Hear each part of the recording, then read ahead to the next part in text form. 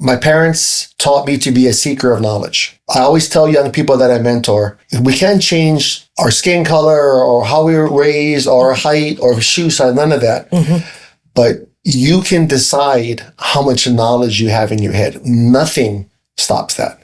Amen. If you want to spend all your time reading books or watching TV, that's up to you. So I learned a long time ago to be a ferocious seeker of knowledge. Yes. I will just literally, when I do have free time, I don't spend time entertaining myself.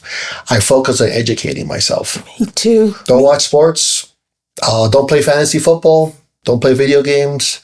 I barely watch TV. I might watch a movie maybe one every other year. If I'm not working or training or focusing on investing, I'm finding something I can absorb. Even coming on this podcast is I'm here partial selfish reasons because I want to be able to learn from different people. I also want to learn by me coming here, being in front of the camera and doing this. Yes. I get to learn about myself. So I always tell young people, make knowledge your superpower. Because that's the one thing you have full control over. Yes. I don't care how tall you're born short, whatever, it doesn't matter. Nothing is stopping you from just reading, listening to podcasts. Yes. I've transitioned from books to listening. A good buddy of mine is a training partner of mine. He's big on ebooks.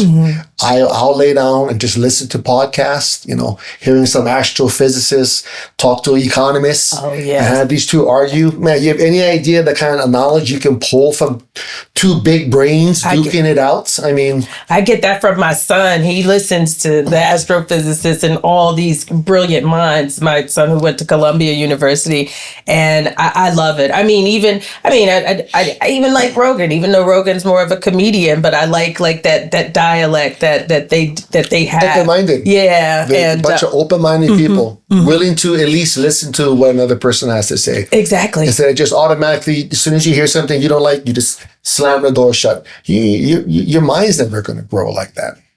So I love that. So keep on. As far as investing, I was taught if you want to get good at something, you go find the experts for that.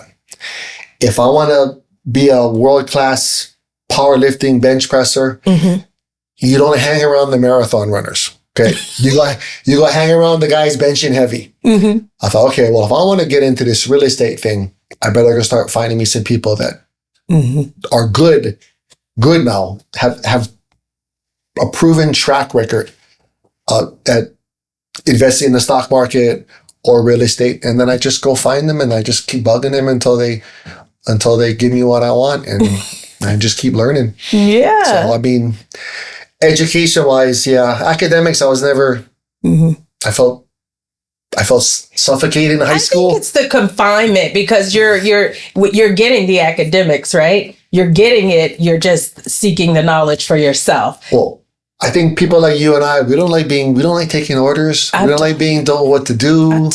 I don't know. It was definitely difficult because it's someone like me over the Christmas, the holiday break. We had about 2 weeks. I probably got about 5 certifications in 2 weeks just because I wanted to hit it running as an instructor. I wanted to make sure I knew we're coming into short sale foreclosures. I wanted to get the SFR designation. Seniors, we're about to, trekking on having the most specializing VA loans, the military. I know the whole thing. Let me tell you, I did the absolutely. And so I got MRP, the military, just like you said. See, that's why I know, you know. Man, what else do you do with your free time? What do I do? Watch TV. Oh, I'm watching some British aristocrat shows like The Tudors and White Queen and White Princess, but I'm watching it because it's my whole thing, I have my little slice where but yeah. You kind of got to do it a little bit, large. but not all the time. No, you won't see me. I get a day to veg out if I choose to veg out, and I usually don't even take a full day to veg out because I don't have a day to do that. So I love this. So this knowledge that you got and you sought out and you continue to seek out to become better and better. You have to. Mm-hmm. And so, like, how many properties are you in now? Like, so I know you've had a lot. I know you've been in and out. Right now, I currently have 8 here in Texas, and I have 2 left in Hawaii. Okay, so and my next acquisition, more than likely, is probably going to be in Anna, because the boom is not Melissa, Anna, yeah, Anna, Melissa, Sherman, maybe, Oh, and then Sherman. You got T.I. coming. Well, Yes, it's not just T.I., but I've been talking to a lot of realtors up in Sherman, and Sherman they want T.I. to be the first. They want to revitalize Sherman in a way where it's like the cute Texas town, but at the same time, they're like a little mini hub for tech. like Austin. Yeah. So they got plans, and I pay attention, the reason I pay attention to the growth and development, and also I run numbers differently, studying for the CCIM, which is like the highest designation in commercial real estate. And it's something I've been just going after for some years. thinking about commercial too.